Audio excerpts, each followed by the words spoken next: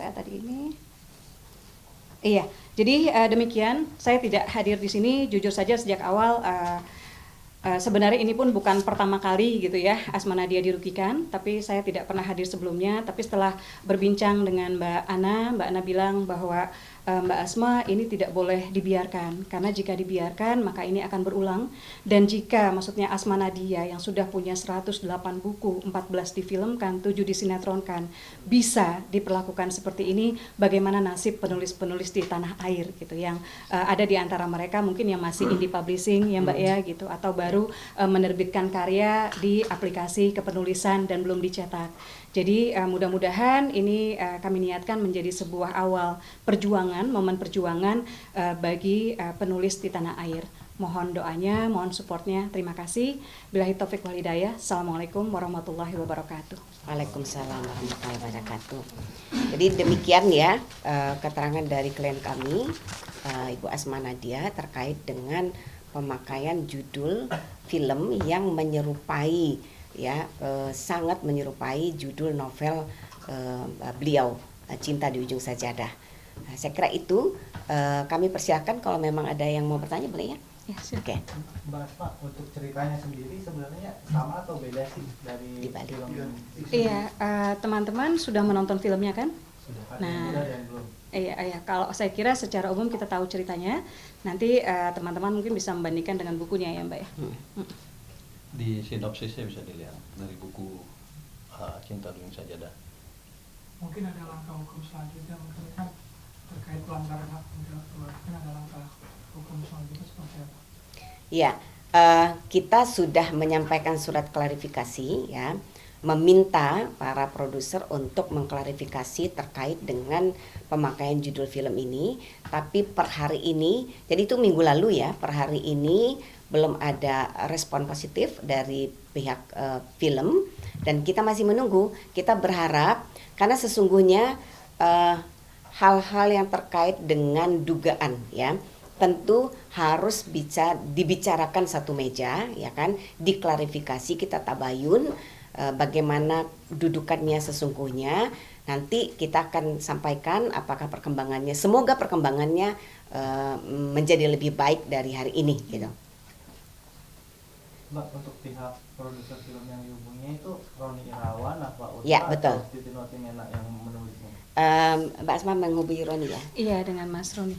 Mas Roninya? Mas Roni, saya sempat mengatakan seperti ini, barangkali seharusnya saya kira karena kita istilahnya cari makan di ruang yang sama, saya kira lebih bijak jika produser sebelum menentukan judul mungkin bisa Google dulu sehingga melihat aman lah gitu istilahnya gitu. Dan saya kira kita harus percaya diri dengan produk kita gitu. Kalau memang bagus, memang ini gitu ya, tanpa harus saya kira ini masalah etika gitu, dan kita harus jangan sampai ikhtiar kita gitu ya kemudian mematikan langkah orang lain.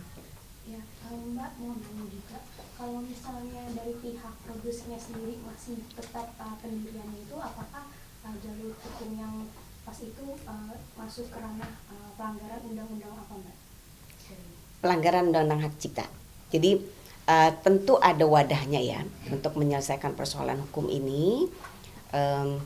Tentu yang paling pertama yang dilakukan adalah kekeluargaan, ya kan? Kita bisa bicara satu meja, ya kan? Bisa bicara baik-baik, menjelaskan duduk perkaranya. Kalau memang ya pihak sana kemudian berprinsip bahwa tidak ada pelanggaran, tentu ada ruang bagi kita untuk bisa membuktikan secara baik-baik, ya kan? Ruangnya adalah melalui pengadilan. Gitu. Tapi si judul bukunya sendiri udah didaftarin hak? Buku ini Mas sudah dari 2008 dan sudah terbit 4 kali penerbitan. Jadi once dia sudah dipublikasi maka pemegang hak ciptanya adalah Ibu Asma Nadia. Jadi kalau buku Mas nggak perlu pakai Nggak haki. perlu. Begitu terbit hak ciptanya udah melekat ke penulis. Jadi Itu pada sudah terlindungi. saat dipublikasikan maka secara hukum yang memiliki haknya adalah si penulis. Mbak, kalau produksi dari mereka udah ada pembicaraan nggak sebelumnya untuk gandeng Mbak Asma daripada penulis yang saat ini yang diterbitkan itu jadi Tidak pernah. Dan saya berhubungan baik ya dengan teman-teman penulis skenario, termasuk yang menulis Air Mata di Ujung Sajadah gitu. Tapi saya kira ini terkaitnya lebih ke Asma Nadia dan PH ya Mbak ya, dan rumah produksi. Mbak, berarti saya dibilang ini masih terbuka untuk PH tersebut atau seperti apa nih Mbak? Ya, kita sudah menyampaikan surat ya. Jadi sebenarnya sudah 2 tahap yang dilalui oleh klien kami. Pertama, menghubungi sebagai teman ya, sebagai sesama pelaku di dunia perfilman ya. Sudah menghubungi baik-baik. Lalu kemudian tadi sudah disampaikan oleh klien kami komentarnya demikian.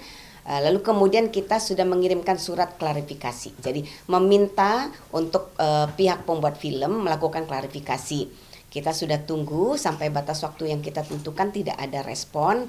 Maka hari ini sebenarnya tujuan klien kami hari ini adalah untuk meluruskan pemberitaan, karena pemberitaan itu sungguh pemberitaan yang menyesatkan ya kan, dan para penggemar klien kami ya, penikmat novel-novel klien kami juga harus tahu bahwa faktanya seperti ini yang disampaikan gitu ya. Dan kedua, semangatnya adalah juga untuk memberikan edukasi kepada para penulis di luar sana ya. Asumsinya begini saja, kalau seorang Asma Nadia ya yang sudah punya 100 lebih ya, 100 lebih judul buku, kemudian sudah punya berapa judul film? Yang difilmkan. 14 dari judul buku itu, 14 yang difilmkan dan sudah juga ada yang disinetronkan. Beliau sangat terkenal lah untuk ukuran seorang penulis ya. Bukunya juga bestseller. Lalu kemudian ada peristiwa seperti ini, tentu kita perlu memberikan edukasi kepada para penulis lainnya ya, bahwa ada indikasi juga akan mengalami hal yang dialami sama oleh Ibu Asma. Karena seorang yang terkenal saja bisa begini, bagaimana dengan penulis pemula? Ya kan, yang mungkin juga belum paham mengenai undang-undang hak cipta, bagaimana melindungi karya ciptanya gitu. Nah, ini sebenarnya intinya itu. Lu kapan rencana ke kantor polisi untuk buka laporan? Ini enggak ke kantor polisi Mas. Jadi ini kita akan bicarakan baik-baik. Nanti kalau tadi saya garis bawahi lagi ya, kalau memang dari pihak pembuat film Air Mata di Ujung Sajadah merasa memiliki dudukan hukum yang baik dan benar, tentu ada ruang juga bagi kita untuk membuktikan bahwa memang ada indikasi terjadi pelanggaran hak cipta. Nah, itu semua prosesnya bukan di kepolisian. Teman-teman sedikit menambahi ya, penulis di Indonesia itu kasihannya benar-benar kasihan gitu. Jadi saya dekat dengan teman-teman ya dari FLP, itu ada penulis yang dia juga buruh di pabrik roti. Jadi sehari-hari manggul gitu.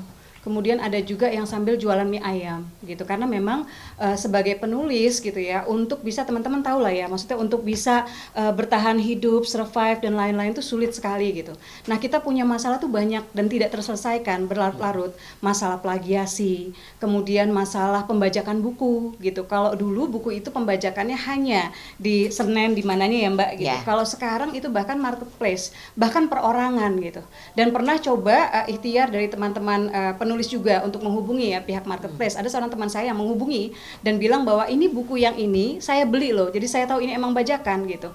Ternyata jawaban mereka adalah mana buktinya bahwa itu Mbak yang menulis loh. Bingung gitu kan kita gitu. Jadi Masya Allah gitu tantangannya gitu. Dan buat saya gimana ya, ayah juga CEO dari aplikasi kepenulisan dan benar-benar melihat perjuangan teman-teman penulis gitu yang dari bawah, yang mereka di daerah ya, ada yang menulis pakai handphone gitu. Dan saya kira ya awalnya saya masih biarin aja atau bagaimana gitu, tapi Mbak Ana bilang, Mbak Asma, kita harus speak up, kita harus membuktikan bahwa kita harus memberikan harapan bagi penulis-penulis di Indonesia bahwa mereka punya hak dan mereka boleh speak up dan mereka dilindungi gitu, sama seperti profesi lain di tanah air ini. Ya, Ayah mau menambahkan? Saya awalnya nggak setuju ya Asma, udahlah Bun, menghindari masalah. Tapi banyak yang minta saya untuk bikin semacam asosiasi yang melindungi penulis-penulis dari plagiasi gitu. Ini saya barusan dapat WA Mas kalau kita dibolak-balik begini gimana caranya, bayar berapa, nggak sanggup, mereka tuh udah mundur gitu. Nah makanya dengan adanya Mbak Ana yang siap maju membela kepentingan penulis, karena Mbak Ana juga baru sadar, katakan waktu kita ketemu ternyata banyak banget nih yang harus dibantu gitu loh, sehingga dia berani, Mbak ini bukan buat Mbak Asma aja tapi buat seluruh penulis di Indonesia. Jadi saya membawahi sekitar ada 70.000 penulis di KBMF, dan masalah plagiasi itu semuanya berkait. Kalau masih saya bisa handle gitu. Tapi kalau sudah ketemu hukum nih sebagainya, sampai saya bilang nanti deh aku coba tanya, kita coba dulu, kita perjuangkan dari yang paling jelas, yang dan yang paling kuat kasusnya. Kalau kita bisa kuat di sini ya kita akan bantu semua penulis untuk berjuang. Dari menjadi korban yang paling merasakan pahitnya jadi penulis. Dan teman-teman bisa ketahui ya, kalau dulu kan orang kalau jadi penulis lu mau makan dari mana ya kan. Nah sekarang nih penulis udah mulai bangkit gitu loh, udah mulai bangkit, tiba-tiba mereka yang harusnya bisa mendapatkan hasil dari kerja mereka hanya dipelintir sedikit, subjek objek dirubah, orang mencari suami diganti suami mencari istri, ya kan. Ada orang yang nggak tahu siapa bapaknya diganti, nggak tahu siapa ibunya. Ibu mencari anak, ibu anak mencari ibu, diganti jadi anak mencari ibu.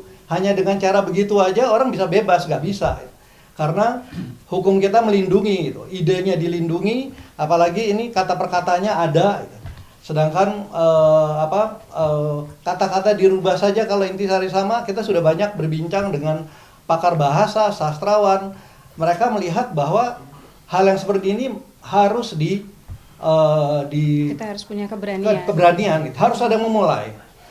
Karena kalau nggak ada yang mulai, orang bisa bilang pergi haji jadi pergi ke Mekah gitu. Orang bisa ibu diganti mak gitu. Orang bisa bilang paman diganti om gitu. Dengan cara-cara merubah-rubah kata begitu saja orang bisa membebaskan diri. Nah yang seperti ini yang kita harus mulai berbuat gitu. Dan semua mungkin dimulai dari sini. Makanya saya terima kasih sama Ibu Ana yang thank you, Mbak. siap berjalan perjuangkan ini untuk kepentingan penulis di Indonesia. Iya, dan negara yang maju itu biasanya berbanding lurus dengan kemajuan tingkat literasi, dan negara yang maju menghargai penulisnya. Betul. Nah, berarti yang diinginkan itu pergantian judul kah atau untuk akhirnya sendiri seperti apa sih nanti? Ya. Goals-nya itu maunya seperti apa dari pihak Oke. Goals-nya tentu kita ingin klarifikasi ya dari pihak pembuat film ya. Kalau memang mereka kemudian nanti